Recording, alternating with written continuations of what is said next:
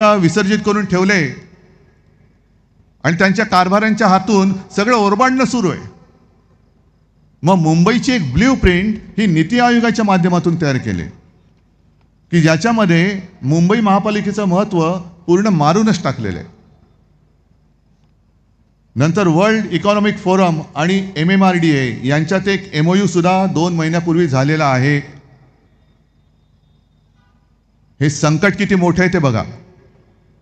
म्हणजे आपण जर का नुसतं कटेंगे बटेंगे फटेंगे हे ह्याच्यामध्ये राहिलो, मी देवेंद्र फडणवीस आणि सगळ्यांना सांगतोय की तुमचं बटेंगे फटेंगे सोडा, पण मुंबईवरती घाला घातलात तर हम आपको काटेंगे, जरूर काटेंगे। कसल्या गोष्टी करताय, कोणाला शिकवताय? आणि जे मुद्दे आहेत त्या मुद्द्यावरती बोला ना। आम्ही मुद्द्यावरती बोलतो, तुम्ही मुद्द्यावरती बोला। बटेंगे तो कटेंगे, अरे मी मुख्यमंत्री असताना एक सुद्धा अशी हिंमत कोणाची झाली नव्हती, एक सुद्धा होऊ दिलं नव्हतं। सगळेच जण सुरक्षित होते। आणि आता जर का मोदी तिकडे असून जर यांना अनसेफ वाटत असेल तर मोदीजी पहिला प्रथम आपण राजीनामा द्या आणि पाहिजे तर शिवसेनेत नाही घेणार, पण शिवसेना कसं काम करते ते तुम्ही बघा। कुठे तुम्ही नेताय? जसं 14 साली त्यांनी सांगितलं होतं की कुठे नेऊन ठेवलंय महाराष्ट्र माझा, तीच परिस्थिती आज की महाराष्ट्र कोणत्या दिशेला नेऊन ठेवलाय। संस्कार असतील, संस्कृती असेल, भाषा असेल, हे कुठेतरी म्हणजे काळोखामध्ये नेऊन टाकायचं आणि आपल्याला बिथरून टाकून यांच्या पोळ्या भाजायच्या।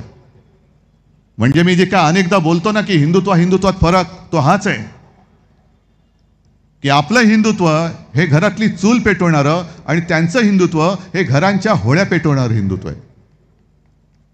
म्हणजे असा नतद्रष्ट विचार आहे की लोकांच्या घरांच्या होळ्या पेटवायच्या आणि त्याच्यावरती यांच्या पोळ्या भाजायच्या आणि वर सांगायचं 35 पोळ्या खाल्ल्या बरे। अरे पण लोकांची घरं जळली त्याचं काय? घरं जळतायत, घरं जळू दे, पण आमच्या मात्र राजकीय पोळ्या भाजल्या गेल्या पाहिजेत।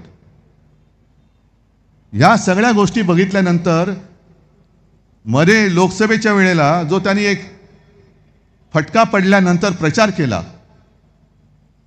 महाविकास आघाडी म्हणून आपण पूर्ण देशभर एक प्रचार केला, रान उठवलं आणि ते खरं होतं। आपण नव्हतं नुसतं बोललो, तर भारतीय जनता पक्षाचेच खासदार आणि काही माजी मंत्री बोलले होते की आम्हाला 400 पार का पाहिजे, कारण आम्हाला देशाचं संविधान बदलायचंय। आणि तो मुद्दा उचलला आणि लोकांसमोर ठेवला की हे बघा, हे संविधान मारायला निघाले। मग हारल्यानंतर यांनी सुरू केलं की यांचं हे फेक नॅरेटिव्ह होतं।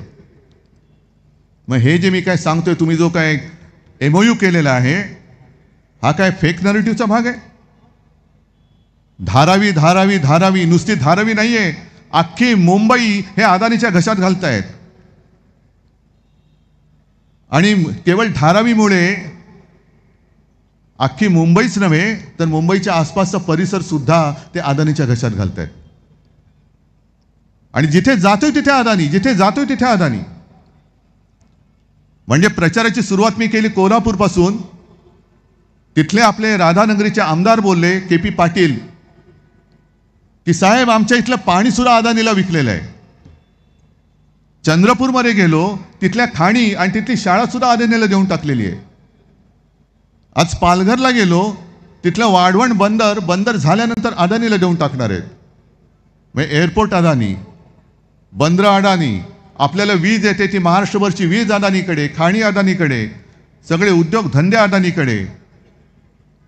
हे संकट फार मोठं आहे, संकट फार मोठं आहे।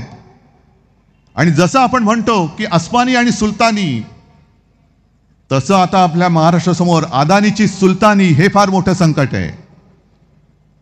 अदानीची सुलतानी।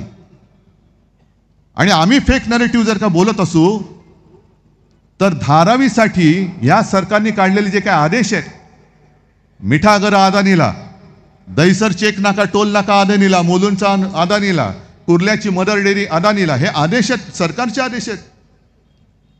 हे तर काय फेक नॅरेटिव्ह नाही ना।